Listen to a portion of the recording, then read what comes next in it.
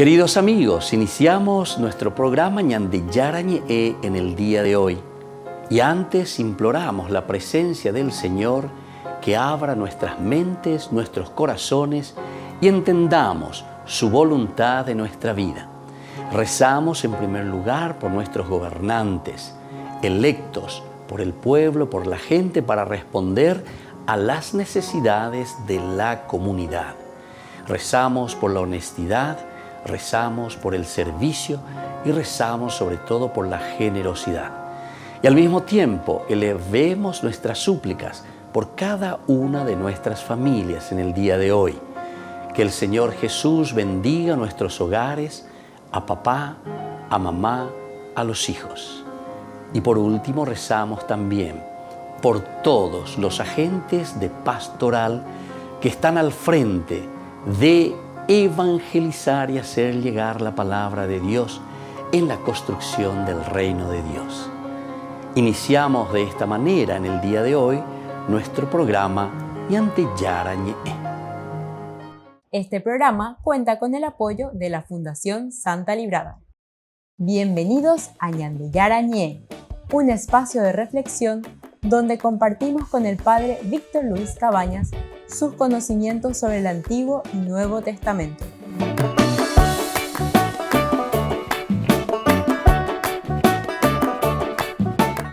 Comercial San Cayetano patrocina este espacio de evangelización.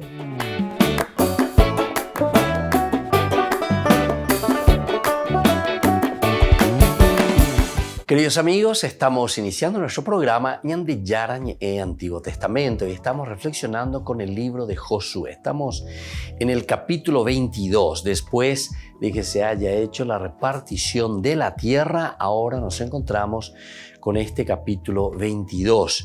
Y aquí hay un pequeño problema, lo que nosotros decimos el conflicto del altar. Vamos a ir mirando todo lo que ha sucedido entonces aquí en estos versículos, lo que nos van contando el autor sagrado, el narrador. Nosotros leíamos en el capítulo 22, después la respuesta también desde el versículo 21 en adelante. Desde el versículo 9, el altar levantado a orillas del río Jordán. Así los rubenitas, los gaditas y la mitad de la tribu de Manasés dejaron a los israelitas en Silo, en territorio de Canaán, para regresar a Galaad. Esa era la tierra de su propiedad, donde se habían establecido, conforme a la orden que el Señor había dado por intermedio de Moisés.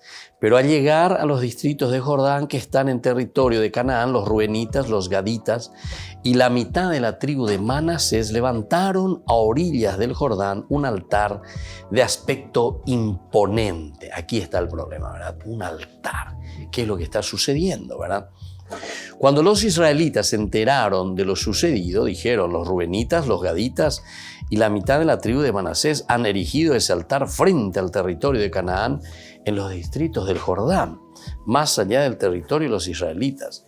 Y una vez informados del hecho, toda la comunidad de los israelitas se reunió en Silo para ir a combatir contra ellos. Una guerra fratricida. Pero antes enviaron al sacerdote Pinjas, hijo del sacerdote Eleazar, y a otros 10 jefes, uno de cada tribu, para que entrevistaran con los rubenitas, los gaditas y la mitad de la tribu de Manasés en el territorio de Galaad. Todos ellos eran jefes de la familia en los clanes de Israel. Qué interesante el sentido, ¿verdad?, de comunidad que el autor sagrado está insistiendo, la eclesia, ¿verdad? Entonces, los representantes de cada tribu se van, enfrentan, ellos ya quieren hacer la guerra, ¿qué vamos a hacer? Pero vamos primero, el diálogo.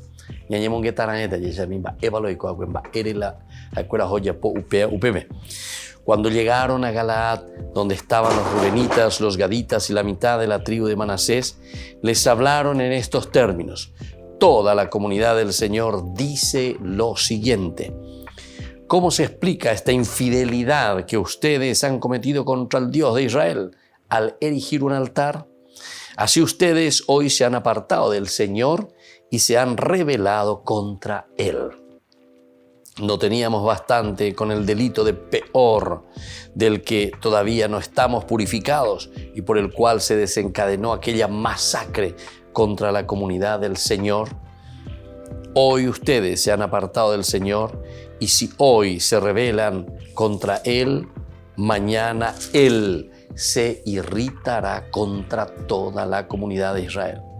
Si la tierra que les pertenece es impura, pásense a la tierra que pertenece al Señor, donde reside su morada, y establezcanse entre nosotros.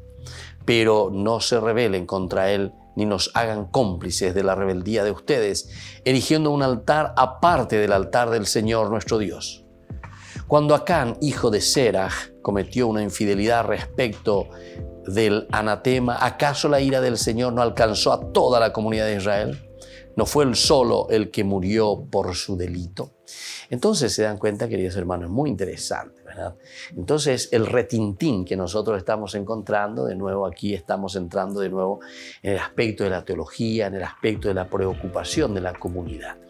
Todos los otros capítulos que habíamos visto, desde el 13 hasta el 21, de cierta manera eran capítulos bastante arduos, bastante pesados, bastante difíciles, en el sentido de que nos hablaban de nombres, de ciudades, de fronteras, de límites, todos estos detalles que costaba un poco seguir, ¿verdad?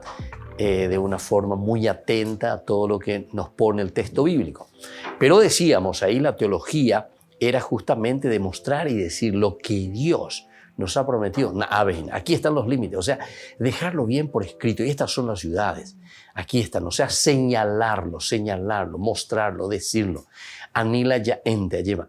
El Señor nos dio la tierra. Bueno, ¿dónde? ¿Cuándo? ¿Dónde? A ver, decime los límites, decime la ciudad, a ver, ¿dónde está? O sea, es como mostrar directamente y decir. Y es esa la preocupación del autor sagrado. Una preocupación en demostrar que Dios cumple con aquello que Él había prometido al pueblo. Bueno, eso ya hemos dejado. Capítulo 13 al 21. Y ahora comenzamos con el capítulo 22. Y en este capítulo 22 ahora nos damos cuenta o seguimos un poco la historia de la preocupación siempre de la Biblia, que es la cuestión de la idolatría. O podemos decir la idolatría en el sentido de olvidarnos de Dios. No es como yo le suelo decir, ¿verdad? Porque tengo aquí una estatuita o porque tengo esto, aquello, la foto de un santo, como nosotros decimos, trayendo un poco a nuestra realidad de hoy, ¿verdad? No es eso verdaderamente. La idolatría nosotros podemos hacerlo incluso diciendo que somos buenos cristianos, que etcétera, etcétera, pero sin embargo estamos detrás del dinero, estamos detrás de otras cosas, todo aquello que al final de cuentas solamente viene en beneficio propio.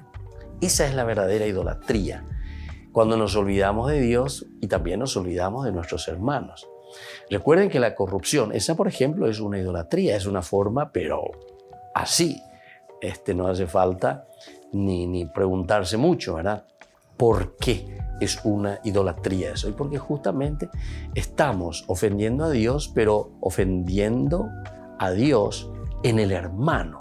Lo ofendemos a Dios porque le estamos empobreciendo a la nación, al bien de todos. Me estoy adueñando del bien que pertenece a todos. Me estoy adueñando de la plata que se tiene que utilizar para el remedio de todos. Me estoy adueñando de una situación, ¿verdad? De una pandemia. ¿Para qué cosa? Y para enriquecerme yo. Entonces, estoy ofendiendo a Dios. Esa es la ofensa a Dios directamente porque estoy haciendo contra mi hermano. No nos olvidemos que la Biblia siempre se escribe para la comunidad. El problema no es de un pecado personal mío simplemente, no. Tu pecado siempre repercute en la comunidad, sea el que fuere, sea el que fuere. Un pecado de infidelidad repercute en tu familia, en tu esposa, en tus hijos, en la sociedad, ¿entienden? Y así sucesivamente. Esa pequeña manchita que cae ahí después se va expandiendo. ¿Lo piensan? Y entonces ahora vuelve de nuevo sobre este tema. Vamos a mirar entonces cómo podemos ir entendiendo cada uno de estos versículos. Comenzamos con el versículo 9, que es una introducción de esta situación y de esta problemática que se nos presenta en el capítulo 22. Volvemos enseguida con más de Yarañe Antiguo Testamento.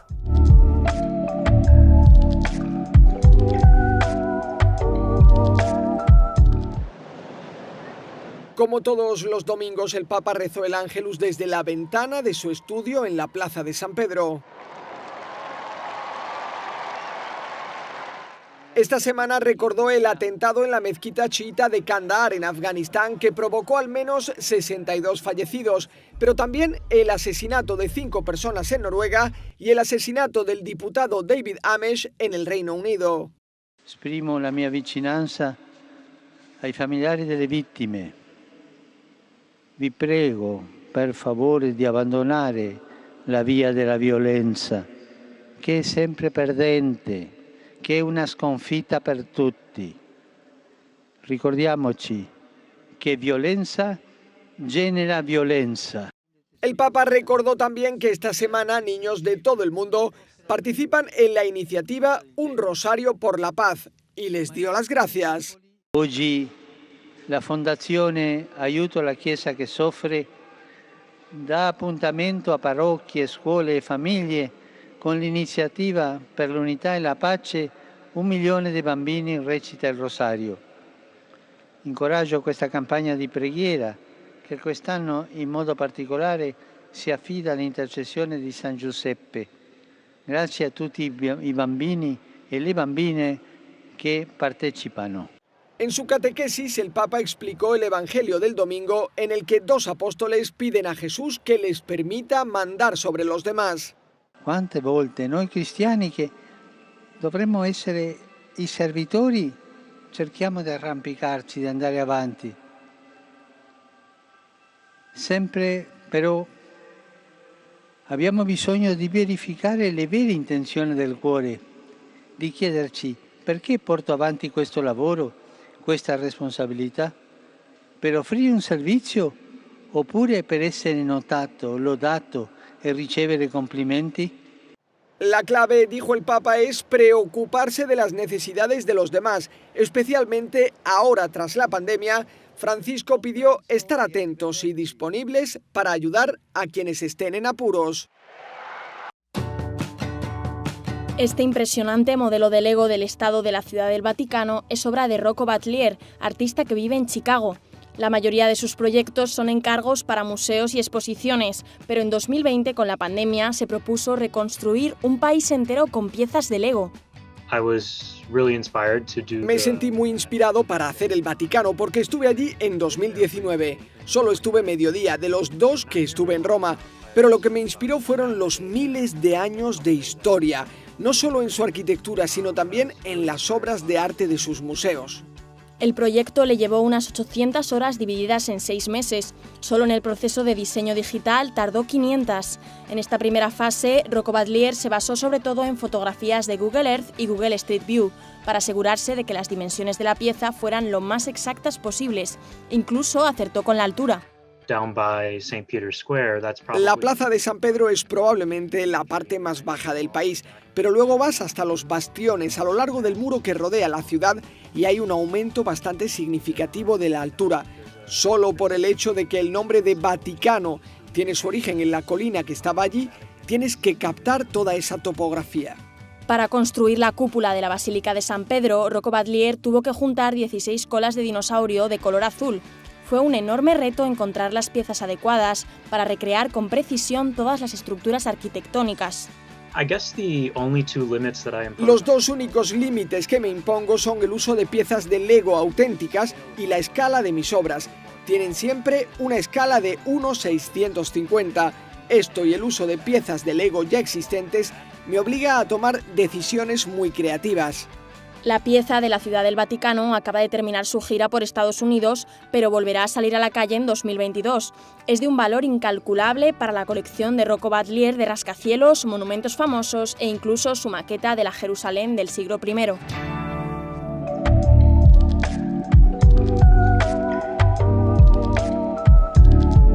Queridos amigos, les invito a todos a participar de los cursos bíblicos Ñande Yarañe e Antiguo Testamento. A través de YouTube, visite nuestra biblioteca virtual Ñande Yarañe e Antiguo Testamento. Y les invito a todos a suscribirse y a activar la campanita. Nos vemos allí. Ñande Yarañe e Antiguo Testamento.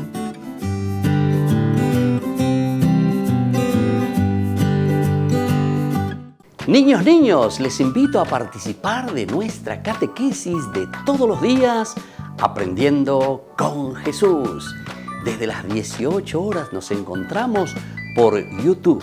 No se olviden, queridos niños, que Jesús a través de su palabra nos enseña tantas cosas lindas.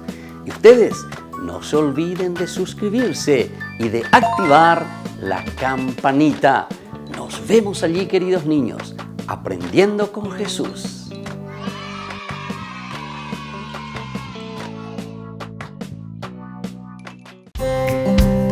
Y les dio el poder para expulsar demonios y curar todas las enfermedades. La Arquidiócesis de la Santísima Asunción les invita a las jornadas de liberación y sanación con el Padre José Antonio Fortea y el Padre Víctor Luis Cabañas. Este 23 y 24 de octubre de 2021, en el Centro de la Renovación Carismática Padre Vicente Bogado, Asunción, Paraguay. Más informes al 0994-381-348. Por el año de la Eucaristía, Ñande Yarañe ofrece los cursos bíblicos todos los días. Todos los cursos se darán por la plataforma Zoom, recibiendo el ID antes del inicio de las clases. Inscripciones e informes al celular 0981 505 036. Tomen y beban todos de él. Este es mi cáliz de mi sangre, derramado por todos ustedes. Queridos amigos, ¿quieren conocer los libros del Nuevo Testamento? Les invito a través de nuestra biblioteca digital por YouTube, Ñande Yarañe Nuevo Testamento. Ya hemos desarrollado los libros de San Marcos, San Mateo y ahora estamos comenzando el libro de San Lucas. Les invito a suscribirse y a activar la campanita. Nos vemos allí.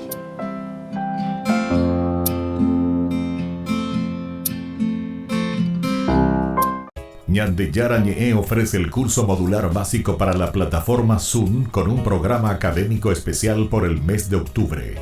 Lunes, Movimiento Profético. Miércoles, La Misericordia del Señor. Viernes, Judas. ¿Cuándo murió? Todo por la plataforma Zoom de 20 a 21 horas. Más informes al 0981 505 036.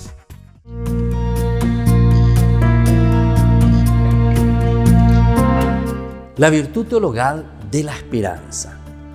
Nos preguntamos, ¿cómo debe reaccionar un cristiano ante el mal, ante los problemas, las dificultades de la vida?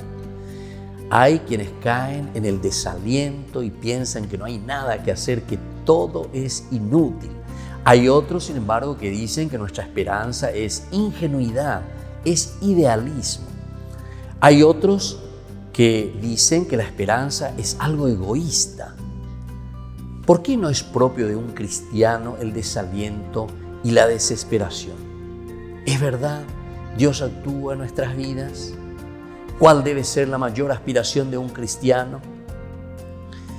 Recordemos que la esperanza es la virtud teologal por la cual deseamos a Dios como bien supremo y confiamos firmemente alcanzar la felicidad eterna y los medios para ello. Vivo confiado en esta esperanza porque creo en Cristo, que es Dios omnipotente y bondadoso y no puede fallar tampoco sus promesas. El libro del Eclesiástico dice de esta manera: sepan que nadie esperó en el Señor y fue confundido. ¿Quién que permaneciera fiel a los mandamientos del Señor habrá sido abandonado por Él?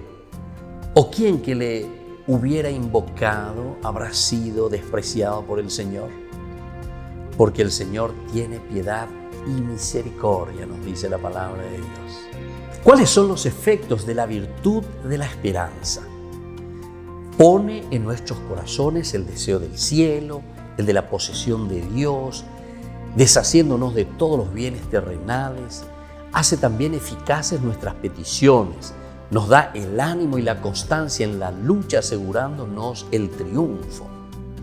Nos proyecta al apostolado, pues queremos que sean muchos los que lleguen a la posesión de Dios.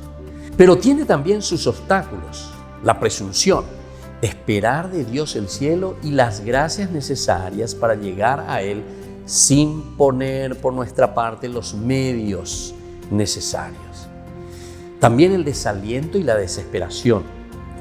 Hasta nos vemos tentados y a veces también vencidos en la lucha. Nos desanimamos y pensamos que jamás podremos enmendarnos y comenzamos a desesperarnos en busca de la salvación. La Eucaristía como prenda del mundo venidero. La esperanza de la venida del reino se realiza ya de manera misteriosa y verdadera en la comunión eucarística. La comunión es el comenzar a gustar esa promesa del cielo y alimentarnos con ese deseo de la posesión de la vida eterna. La Eucaristía es una anticipación de la vida eterna aquí en la tierra y es también la seguridad y la certeza de nuestra esperanza. Soy el Padre Víctor Luis Cabañas. Pueden encontrarnos en Facebook, Instagram, YouTube. Nos vemos allí.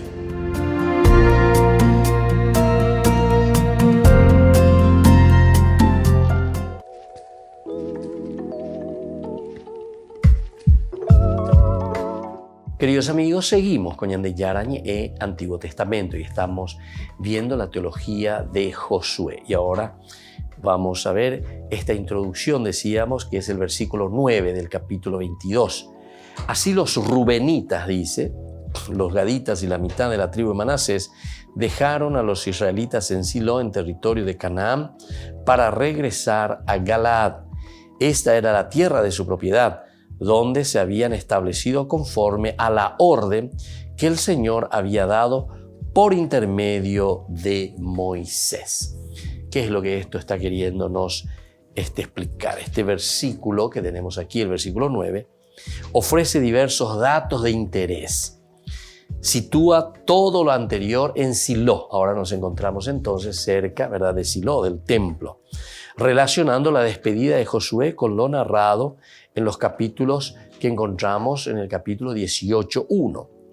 En segundo momento, después de ubicarnos en ese lugar, establece una clara contraposición entre la tierra de Canaán, Eretz Kenaam, y la tierra de Galaad, Eretz Ha-Gilad.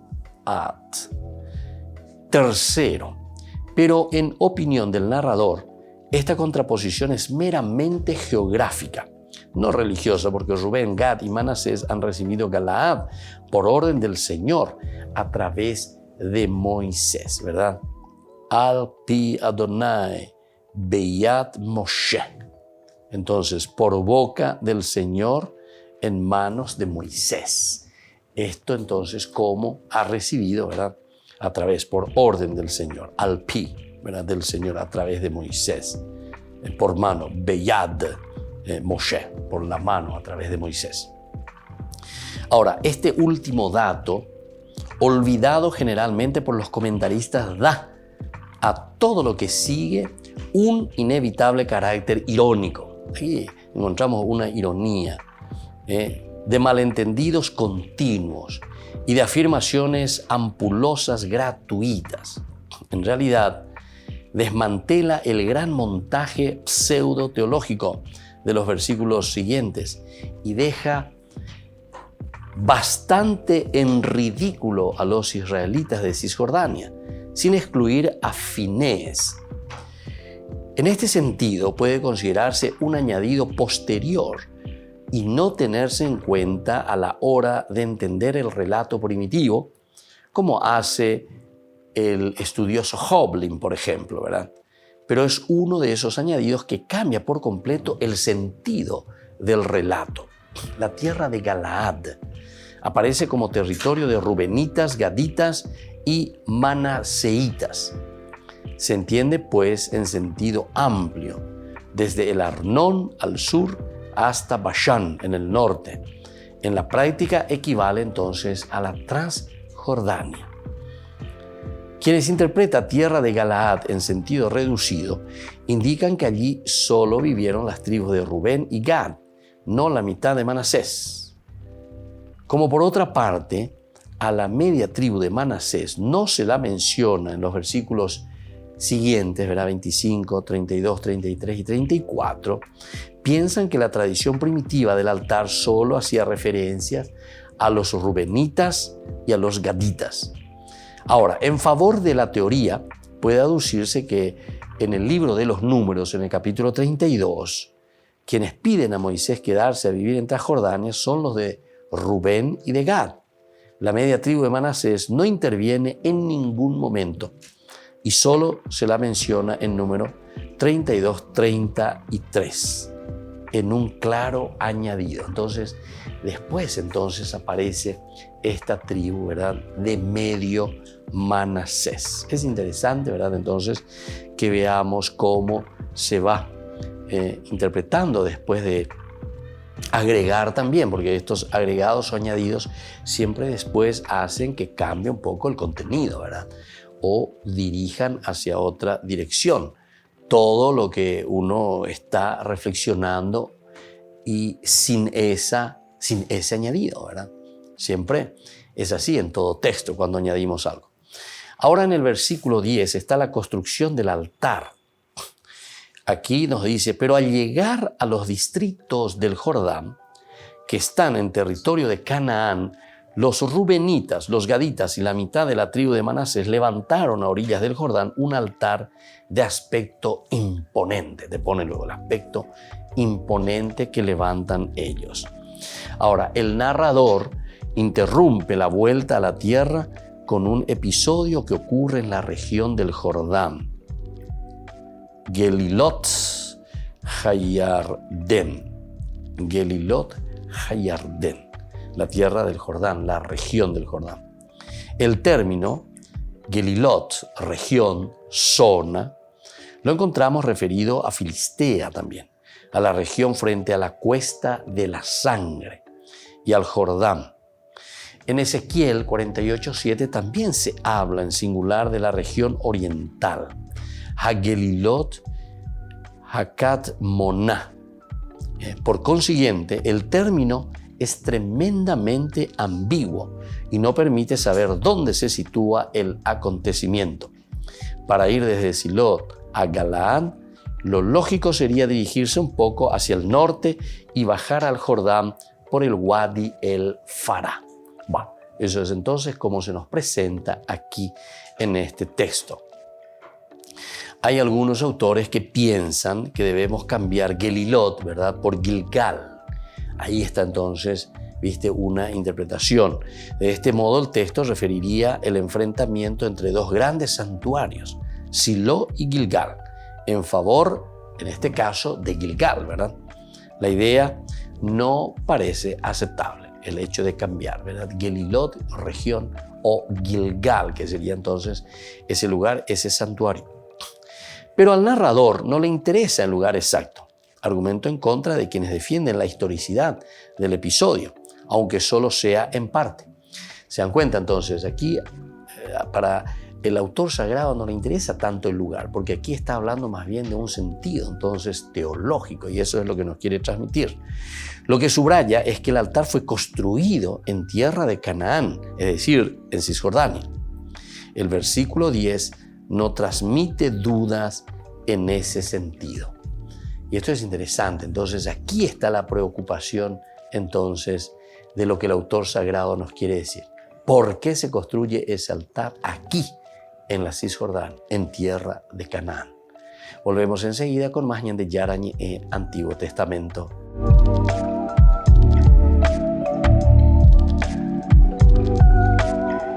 Queridos amigos, les invito a seguirnos con Ñande Yarañe Dominical. La Iglesia pedagógicamente nos presenta 3 lecturas que nos ayudan a reflexionar y a vivir la palabra del Señor. Y con una sección muy importante, Ñande Yarañe responde a tus preguntas. Todos los domingos, Ñande Yarañe Dominical. Y no se olviden de suscribirse y de activar la campanita. Nos vemos allí.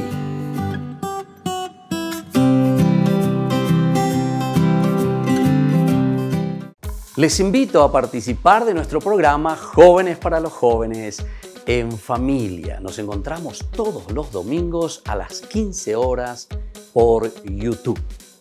Allí participamos y encontramos a jóvenes venidos de distintas latitudes de nuestro país con sus ideales, con sus proyectos, con sus actividades, con sus esperanzas y principalmente con sus testimonios de vida.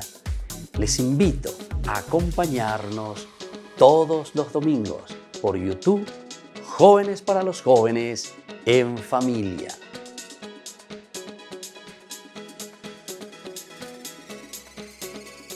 Por el año de la Eucaristía, Ñande Yara Ñe'e ofrece los cursos bíblicos todos los días. Todos los cursos se darán por la plataforma Zoom, recibiendo el ID antes del inicio de las clases. Inscripciones e informes al celular 0981 505 036. Tomen y beban todos de él. Este es mi cáliz de mi sangre, derramado por todos ustedes.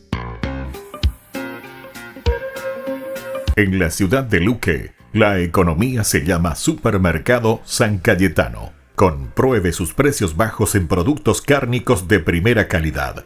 Panificados, verduras, vegetales, frutas, artículos de bazar, ferretería, ropería. Supermercado San Cayetano, Humaitá 168, Casi Capitán Vado, Ciudad de Luque.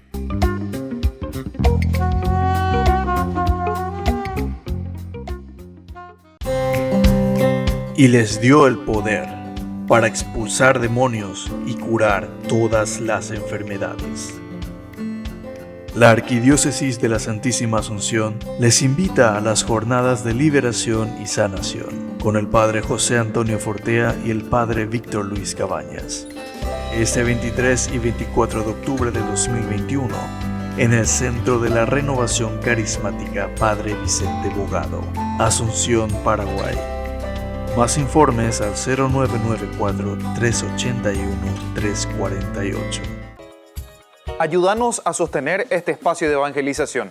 Depende de vos que esta evangelización siga a través de los medios de comunicación. Mensualmente podés abonar a esta cuenta bancaria y también a los giros Tigo. Recordá, este espacio es para vos. Muchas gracias por tu aporte. Ñande Yara Ñe'e ofrece el curso modular básico para la plataforma Zoom con un programa académico especial por el mes de octubre. Lunes, movimiento profético. Miércoles, la misericordia del Señor. Viernes, Judas.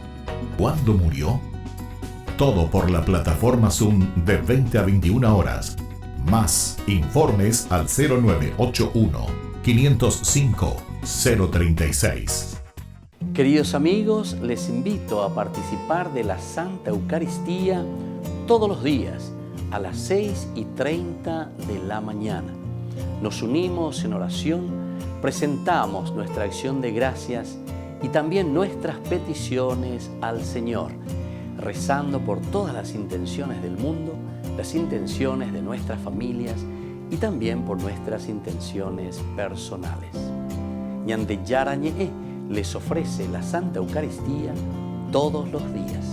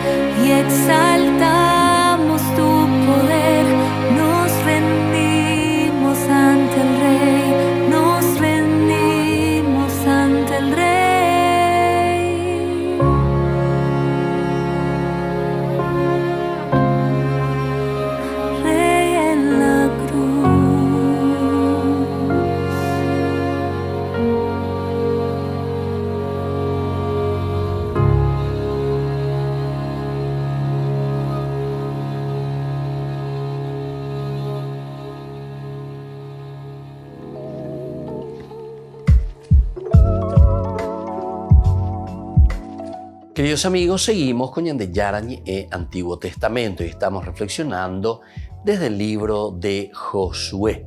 Estamos viendo su teología. Estábamos hablando aquí de este altar, en realidad, que se construye, pero de la parte de la Cisjordania, en tierra de Canaán. Así como nos dice el versículo 10 directamente, nos habla. Pero al llegar a los distritos del Jordán, que están en el territorio de Canaán, los rubenitas, los gaditas y la mitad de la tribu de Manasés levantaron a orillas del Jordán un altar de aspecto imponente. La construcción de un altar no debe extrañar a nadie en los tiempos en que se sitúa el relato. El Código de la Alianza acepta la posibilidad de construirlos de tierra o de piedra, o tal de que no sean sillares, en cualquier lugar donde el Señor pronuncie su nombre. Menos frecuente sería un altar de grandes proporciones o bien visible, ¿verdad? Gadol Lemar'e. Gadol Lemar'e.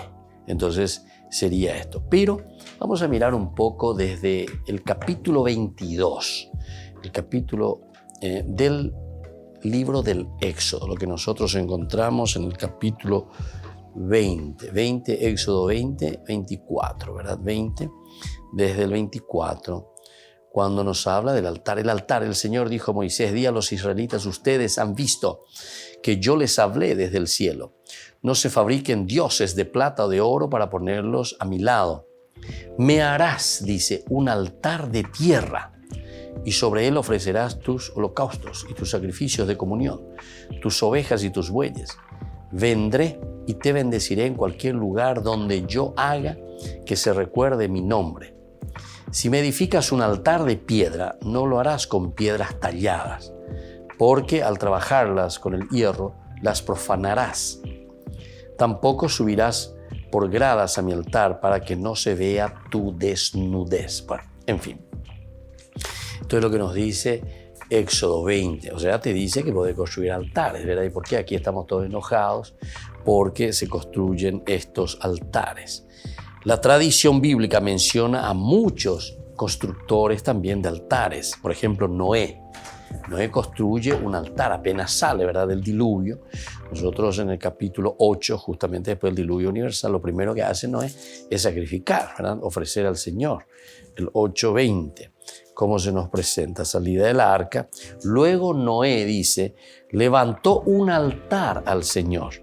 Tomó animales puros y pájaros puros de toda clase y ofreció holocaustos sobre el altar. Bueno, entonces eso también se nos presenta aquí. Vamos a mirar un poquitito más, por ejemplo, Génesis 12, 7 y 8. También nos presenta la misma cosa, el hecho de construir 12:7. Justamente estamos hablando de Abraham. En el versículo 7 dice, y el Señor se apareció a Abraham y le dijo, yo daré esta tierra a tu descendencia. Allí Abraham erigió un altar al Señor que se le había aparecido. Bueno, y después se trasladó a otra parte, Abraham, etc. Pero lo importante es el hecho de que eligió un altar, ¿verdad? Después también tenemos en el capítulo 13:18 la misma cosa. En el 13:18 nos dice lo siguiente, Abraham trasladó su campamento y fue a establecerse junto al encinar de Mamré, que está en Hebrón. Allí erigió un altar al Señor. Luego tenemos también el 22:9. 22:9, ¿se acuerdan? Está el hijo que Isaac, que lo iba a sacrificar. Entonces después él va a erigir un altar en todo caso. Cuando llegaron al lugar que Dios le había indicado a Abraham, erigió un altar. Dispuso la leña, ató a su hijo Isaac. Bueno, estos un poco son algunos de los lugares donde nosotros encontramos. Este es Abraham. Después tenemos también a Isaac mismo. Isaac que también construye un altar. Uno sigue un poco más en el capítulo 26, versículo 22. Encontramos que también 25, 26, 25 dice, allí Isaac erigió un altar e invocó el nombre del Señor. En ese lugar estableció su campamento y sus siervos comenzaron a cavar un pozo. Bueno, después vamos viendo así. Jacob también va a construir un altar en el 33:20. 33, busquen conmigo, 33:20 del libro del Génesis, ¿entiende? Tenemos también que él hace lo mismo. Allí erigió un altar al que llamó el Elohé Israel. El Elohé Israel. Entonces eso lo hace también nuestro amigo Jacob. Luego también Moisés mismo. Moisés en el Éxodo 17, nos va a mostrar y nos va a decir que él también erige un altar. 17, pueden ir buscando conmigo. Dice así: luego Moisés edificó un altar al que llamó el Señor es mi estandarte. Esto es después de la victoria contra los amalecitas. En este capítulo 17, él entonces dice que erige también. Después el muy conocido es el 24:4. Aquí Moisés que sube a la montaña, luego que baja, y justamente lo primero que hace es eso. Moisés fue a comunicar al pueblo todas las palabras y prescripciones del Señor. El pueblo respondió a una sola voz: estamos decididos a poner en práctica todas las palabras.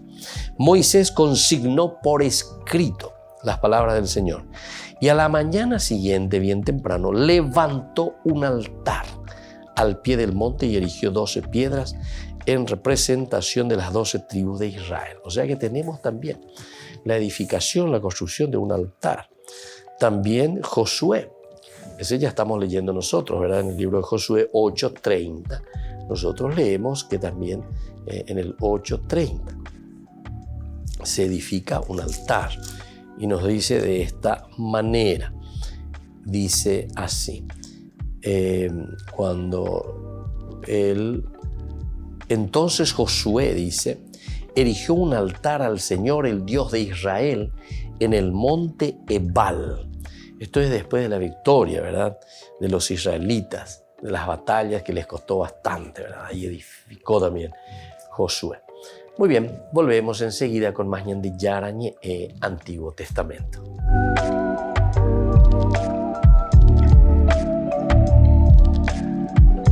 Por el año de la Eucaristía, Ñande Yarañe ofrece los cursos bíblicos todos los días. Todos los cursos se darán por la plataforma Zoom, recibiendo el ID antes del inicio de las clases.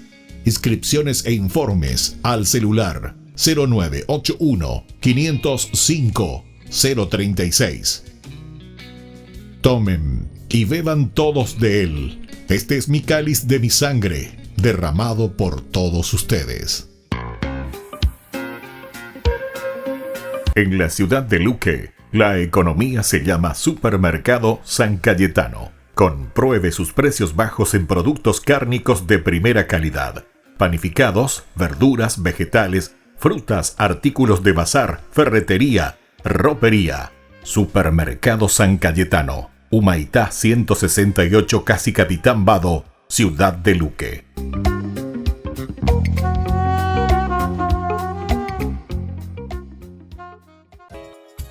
Ayúdanos a sostener este espacio de evangelización. Depende de vos que esta evangelización siga a través de los medios de comunicación. Mensualmente podés abonar a esta cuenta bancaria y también a los giros Tigo. Recordá, este espacio es para vos. Muchas gracias por tu aporte. Ñande Yarañe ofrece el curso modular básico para la plataforma Zoom con un programa académico especial por el mes de octubre. Lunes, Movimiento Profético. Miércoles, La Misericordia del Señor. Viernes, Judas. ¿Cuándo murió? Todo por la plataforma Zoom de 20 a 21 horas. Más informes al 0981 505 036. Este programa cuenta con el apoyo de la Fundación Santa Librada.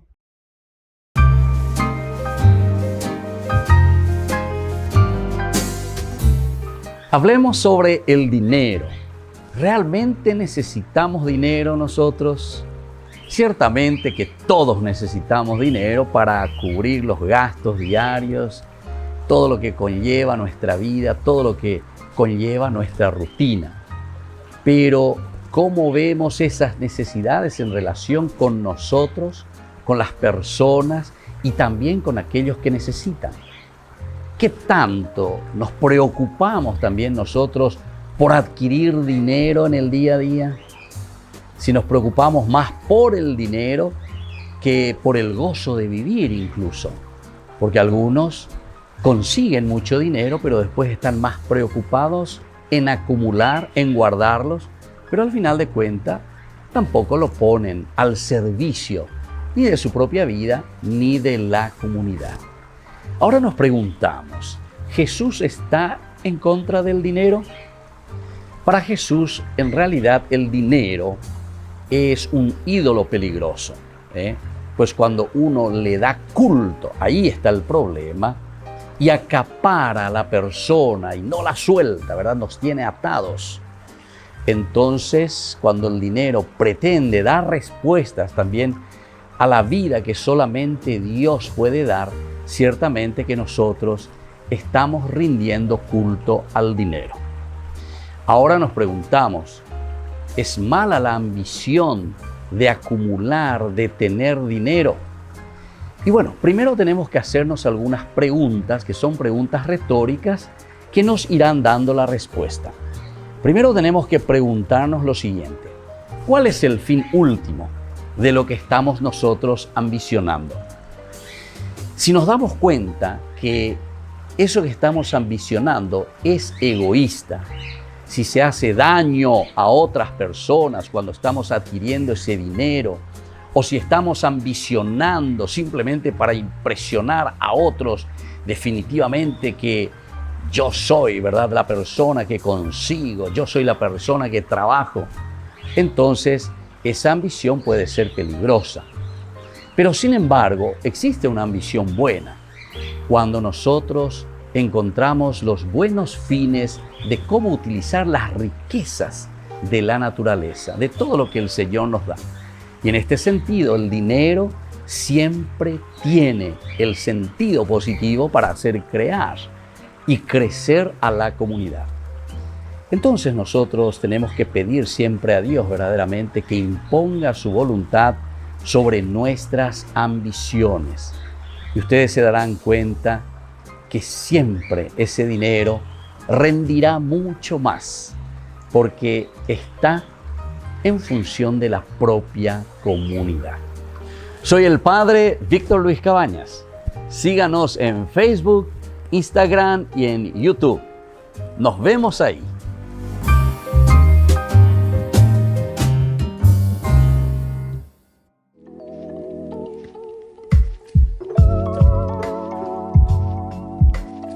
Queridos amigos, seguimos con Ñande Yarañe en Antiguo Testamento. Estamos reflexionando desde el libro de Josué.